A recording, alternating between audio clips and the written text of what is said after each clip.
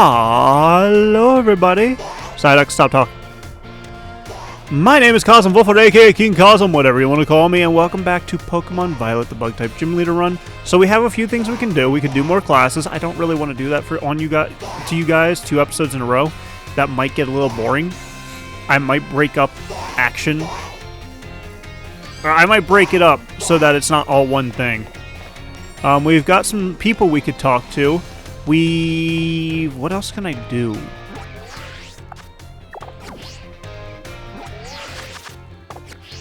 We've got the key to Kami we could start doing, which I might do, maybe. The only other thing that we technically can do is to start searching for the 4... I'm going to classify them as mythics, but I think they're classified as legendaries. The reason I classify them as mythics is because they don't have lore implications. Well, they do, but they don't have main game lore implications. You can basically do the entire game and not know a single thing about them. The only other issue is not a single one of them is bug type. Oh, right, this is the history teacher. We're going to do a history class. Do I have to do the full history class? I might have to do the full history class, so if I do, bear with me. But we have to unlock the means to do this. This woman is also creepy. She scares me. Oh, she has Legend Arceus stuff on the background. I like it.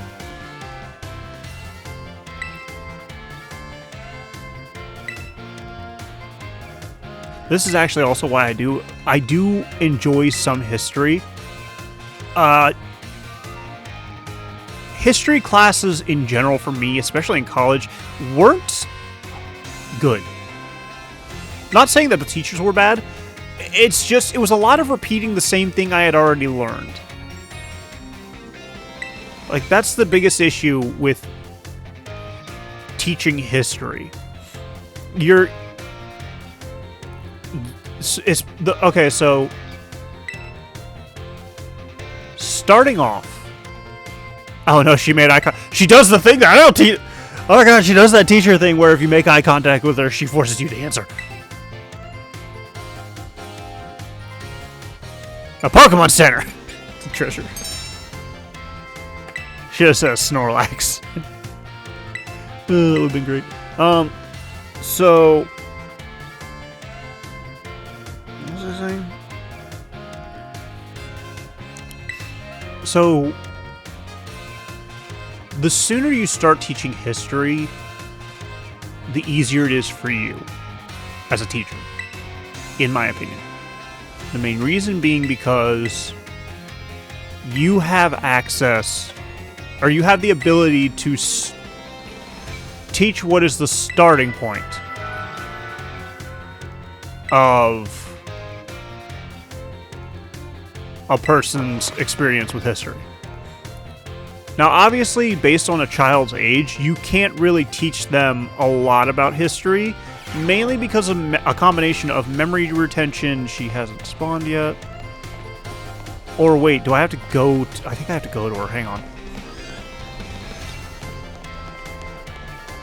Let me check.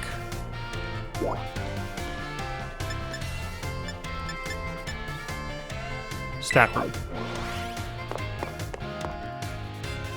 So once you do a class, you can interact with the teacher. Where are you? There you are.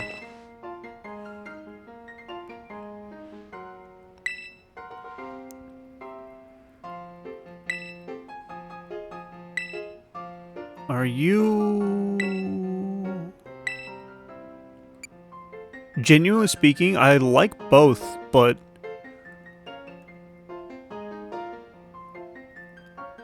New stuff gives me the technology that I use to do my recordings and stuff like that, but the old stuff paved the way for the new stuff.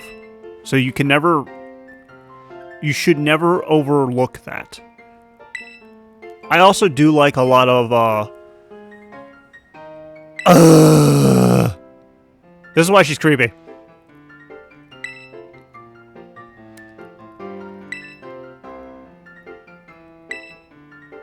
I think I need to interact with her a couple more times.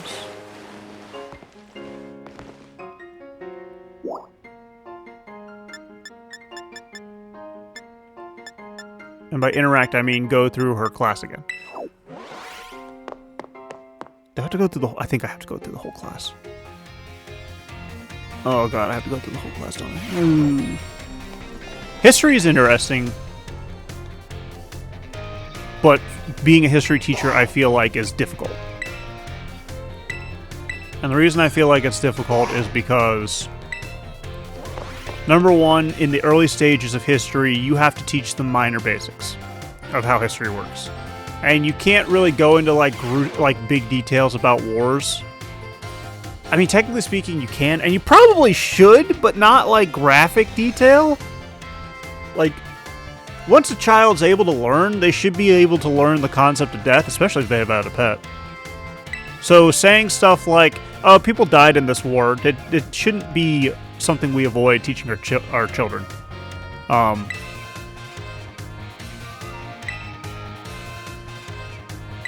Yeah, she's starting to talk about something the thing that has to pertain to what we deal with, what we're going to be dealing with.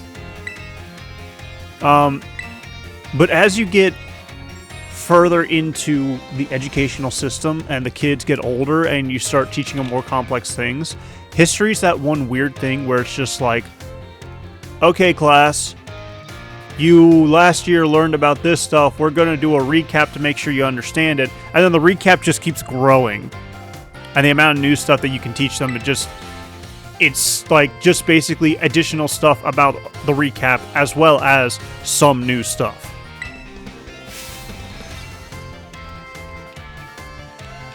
Stop making eye contact with me! You're looking at me on purpose!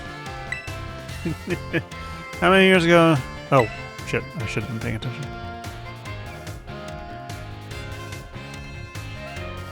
I want to say it was 2000. And this is why I'm scared teachers.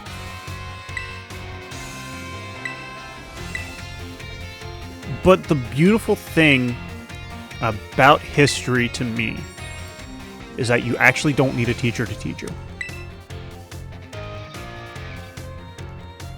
That's what's beautiful to me, is that you can legitimately go out and learn about history yourself.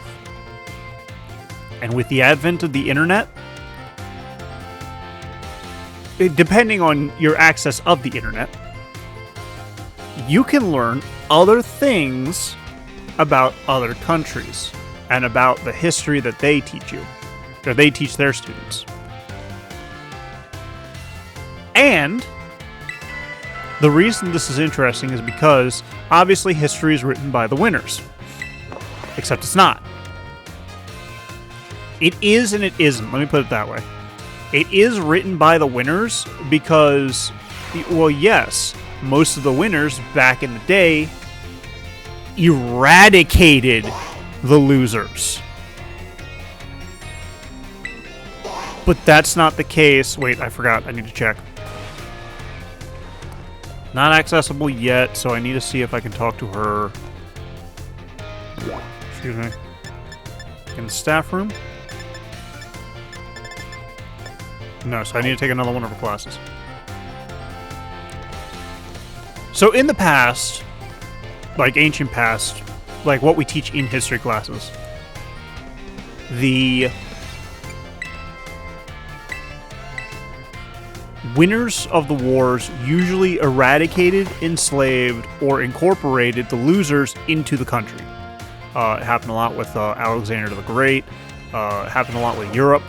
It happened a lot with the Huns, all that stuff. That's how the countries were created, basically. And that's how genetics are. That's how the genetics came to be what they are today, with a lot of people. And Back then, yes, history was written by the winners. The issue with it now, though, is that history is written by both sides because we are more inclined to let both sides live. Yes, there's death in war, and there's death in a lot of conflicts. And you're gonna have one side be like, we won, and we trounced them and stuff like that. A good example of this, I don't bring it up much, but I do have friends from both Russia and Ukraine, and I feel so sorry for both of them because number one, the Russian friends have to deal with their government being absolute old geezer psychopaths, and the Ukrainian friend who actually, name dropping here, Fluff is Ukrainian, and I genuinely feel sorry because I want to support him. I wish I had more money. I wish I had more money to support all my artist friends. That'd be nice. That way they don't have to worry. But a good example of it is the Ukrainian-Russian conflict. You have the Ukrainians, regardless of who comes out on top, you're going to have both sides of both stories. You're going to have the Ukrainians who are literally just minding their own business, not doing shit, just living their lives. And then you have Putin and his gang being like, oh, we are taking back what was originally ours, blah, blah, blah, for the good of Russia. And then you have the Russian citizens who are just like, please, for the love of God, you old senile old man, leave the country. Because a majority of the Russian people that I have talked to do not like Putin for this. No, I haven't.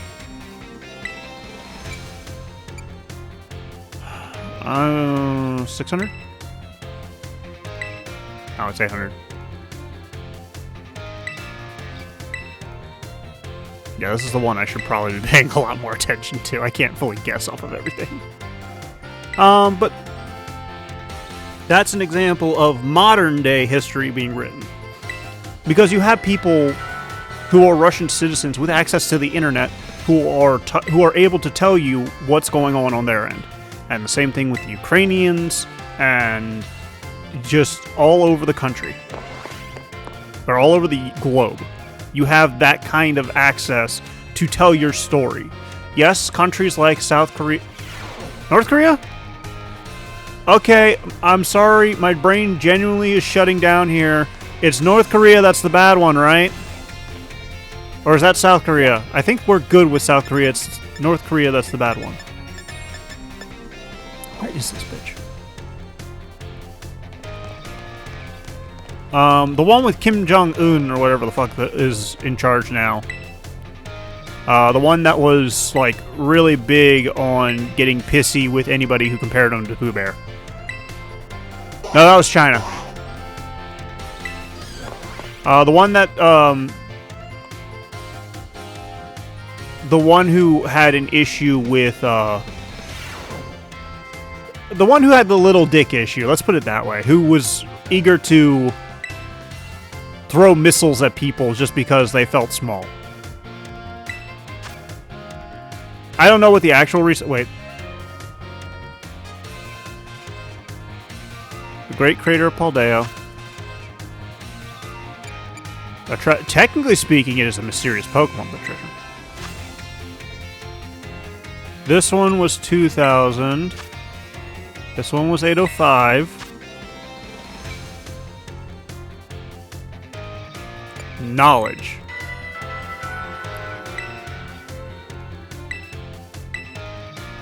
I'm trying to get through this so I can freaking do the one quest I want to do. But the issue...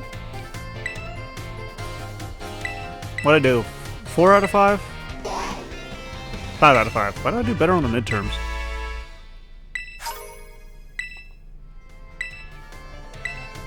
The math one's really good, though, because you can get Terra Shards from them.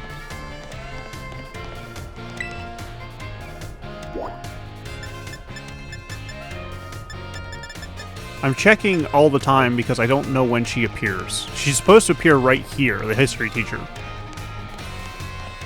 And she gives us the quest. Well, we can start doing it at any time, but she helps us in the long run.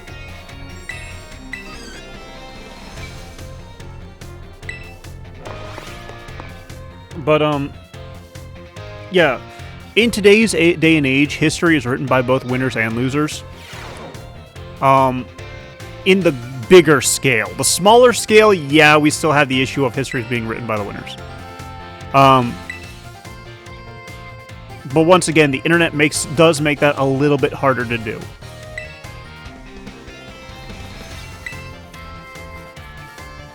And this, I think, is where she starts talking about, yep, the king and the treasures. Okay, so this story is about the king who finds 4 treasures. These treasures are extremely powerful, but also very bad.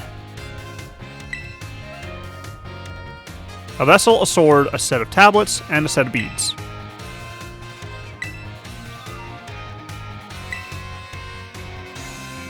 Stop making eye contact with me!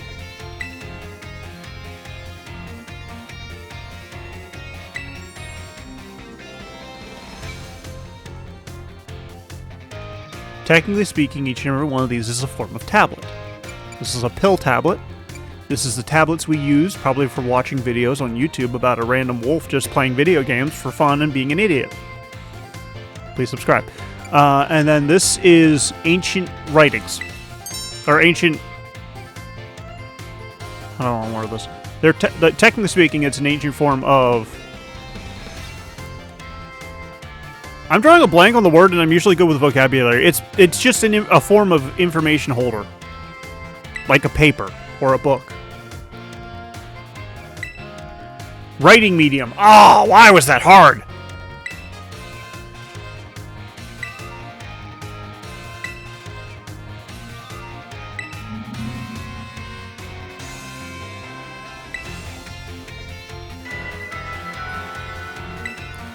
This is another thing that's important to history, is the folklores. You should always, as a history teacher, teach folklores. Because it can genuinely show you... There she is, finally!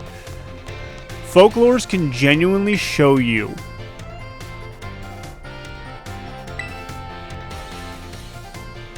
why is everybody always class A? Why are the protagonists always class 1A?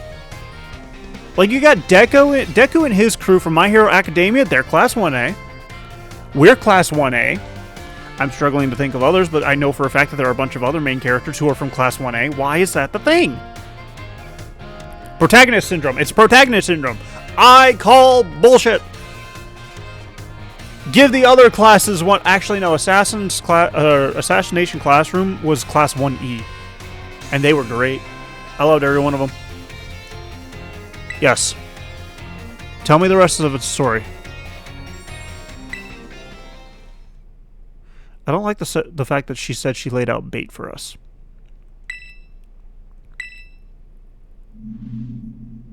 For Pokemon.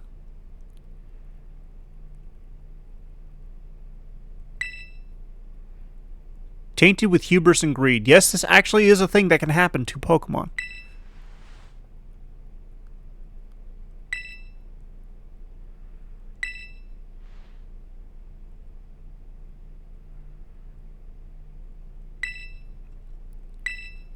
But this is the interesting thing about a lot of Pokemon in these games, and is part of their lore, their history. And this is why history is an interesting thing. I just now noticed her hairpiece. It's so cool looking. Now, I have a future Pokemon. This is another thing. Most stories do have a grain of truth somewhere in them. Technically speaking, is it the Kirin or the Chillin? I think it's the Kirin. Not the Monster Hunter one, but yes, technically the Monster Hunter one. The Kirin was a unicorn-like creature in Japanese folklore? I believe it was Japanese folklore. That was so mind-boggling that they assumed it was a mythical creature. It's giraffe. It's a giraffe. The the old, like, it was I don't think it was recently found, but it was found out that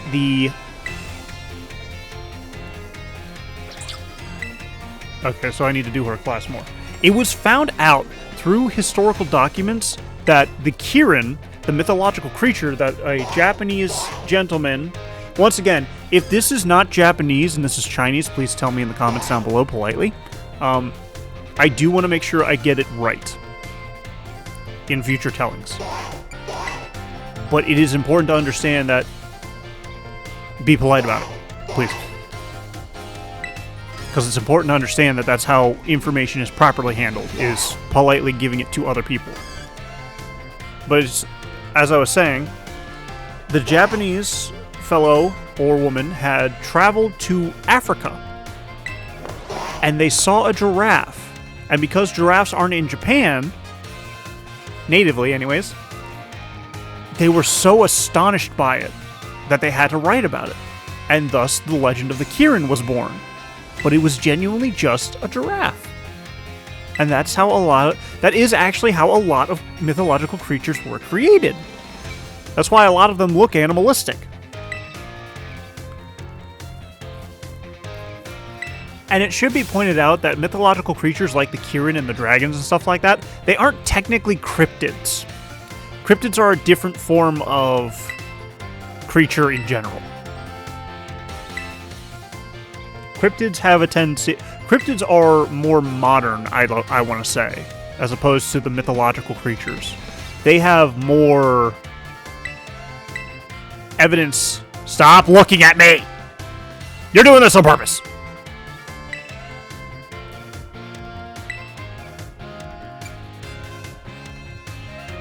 Wasn't it the expedition? It was. I don't think it was the Survey Corps. Because the Survey Corps was...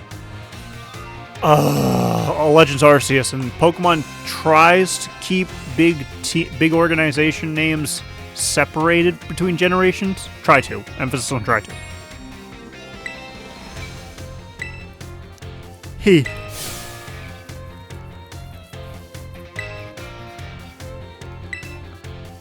But yes, it is important to understand that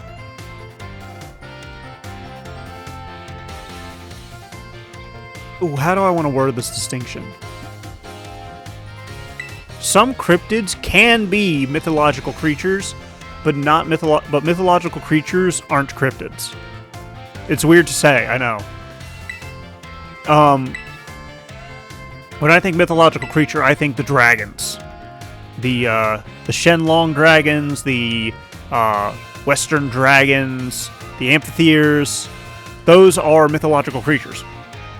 Those are creatures created in myths to explain stuff. That's why a lot of the Greek mythology in the ocean is usually these things cause disaster. Because back in ancient times, they had no real way of knowing, like, oh, a whirlpool is caused by this. Like, this is why whirlpools exist in our area. They weren't aware that this is why storms exist. This is why a lot of mythology is the way it is because it was a form of a way for us as humans to explain proper phenomenon.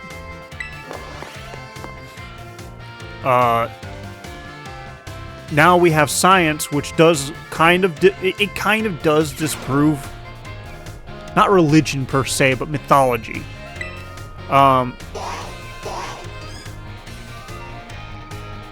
Wait, I should talk to her to see if she has anything new. She's gone. I think she's gone. Is she in the staff room? No. Okay, so I should finish her class and that'll be it.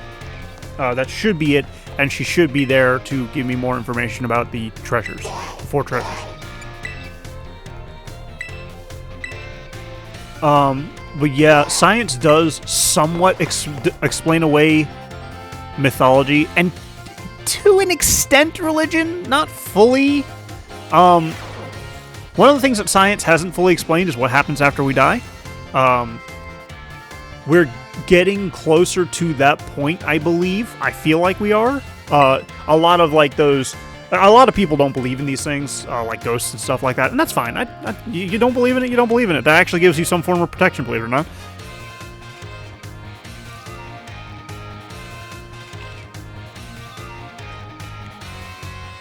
But... So, as an example... The plagues. Okay, we'll go with the plagues. The most famous plague in history is not raining frogs, but some people say that it's close second. The most famous plague in history is the waters of the Nile turning red and becoming like blood. This is actually a phenomenon that actually still happens to this day. It is a form of fungal growth. Algal growth? One of those two. I think it's an algal growth, actually, now that I think about it. It's an algal growth called the red tide. And the red tide is extremely toxic! Like, to the point that touching it, I think, can kill you. Or make you very sick. One of the two. Don't take the risk.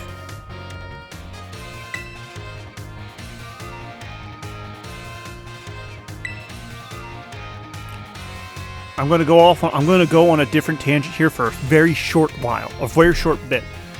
She's asking, wouldn't it be great to study history in reverse? Yes and no. It depends on how you're studying it. If you are able to study it from an observer-only point of view, yes, it's fine. If you have any form of... If you can affect it in any way, no, don't do it. Don't do it. Don't do it. That's bad. That's bad.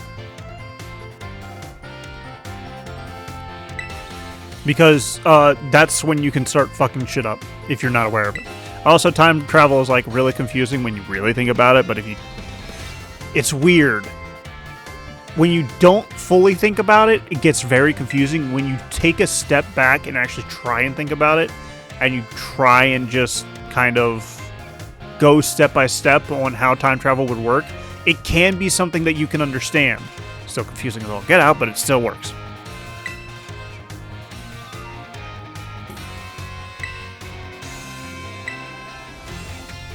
But anyways, so the red tide is highly toxic, and some historians, I don't want to say all historians, some historians and many scientists believe that that was what happened in the time of Moses when he was doing the plagues. And the red tide happens, I believe, annually. And what it is, it's just literally just an algal growth that produces a toxin, and the toxin tends to kill a lot of things in the water. Stop looking at me!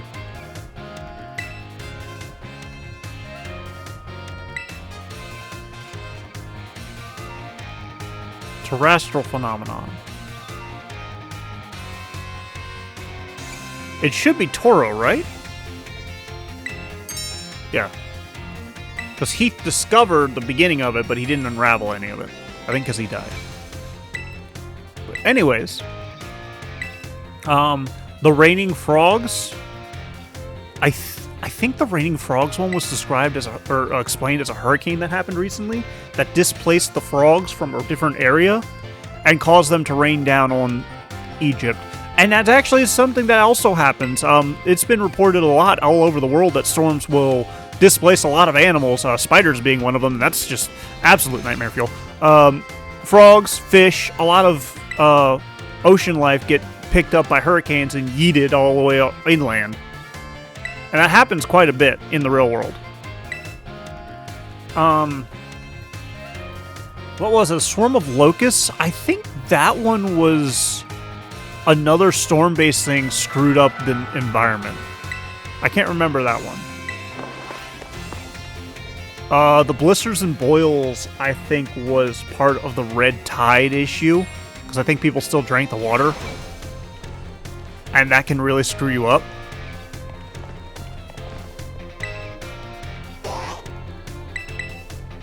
No. I want history, I was mashing the A button. What else is there? I can't remember the rest of the plagues. I apologize. It's been a while since I cracked open a Bible. Mainly because I just don't want to read that book again. It's so much. I also haven't had time to read a lot lately.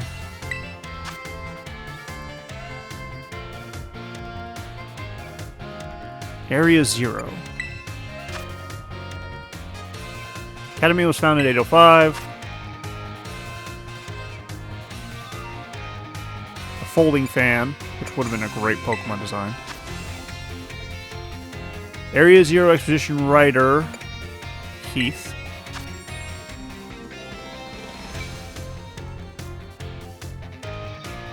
I want to say it was...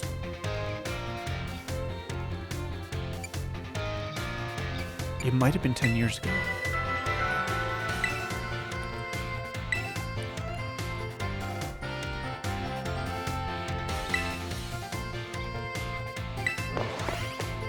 Yeah, no, this woman's mildly creepy, to be honest. I was honestly hoping she would have some, like, big part in the DLCs. But she didn't, and that makes me sad. 4 out of 5? 5 out of 5? Ooh, 5 out of 5! I'm good at history. And I wasn't even paying attention. But yes, that's the thing about science, is that it can... Oh, she's over here somewhere. Where is she? There's Arvin. I think I have to leave and come back, and she spawns. But it's important to note that just because history disproves something in a religion or in a mythology, that doesn't mean you have to stop believing in it. I'm not saying ignore the science blindly. I'm saying, yes, she's there, thank you.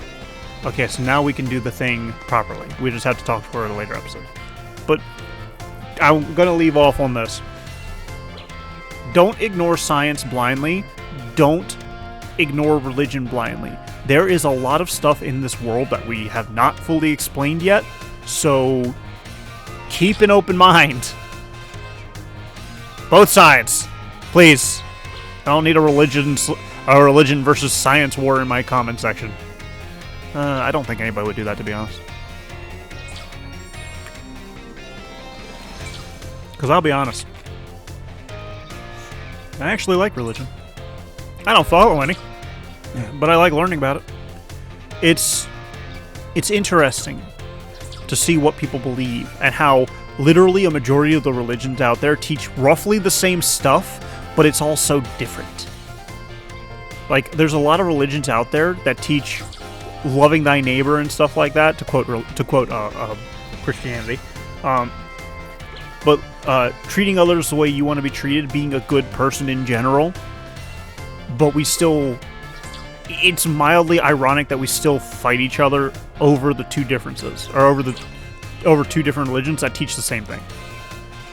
Not exactly the same thing, obviously. There's obviously going to be differences. But it's just interesting. Isn't it? History and religion and mythology and all that fun stuff. All that learning. All that trying to understand how life works and how we view stuff and how ancient people viewed stuff. It's all so interesting and I absolutely enjoy it. But I don't take the time to study history much anymore because I just don't have time to read. But maybe I'll get back into it once I get better at this YouTube thing. But I've babbled on long enough. And I'm going to call it here. Thank you all so much for watching. If you enjoyed this episode, please leave a like. And don't forget to subscribe to my channel. We can see more content like this in the future. And if you come back on the regular and you're not subscribed, please subscribe. It's free. It helps out a ton. I'm greatly appreciative of it. And if you could share this video with your friends, your family, your favorite historian, I'd appreciate that as well. And as always, I will see you as we continue our adventures in Pokemon Violet, the Bug-type Gym Leader run. Bye-bye.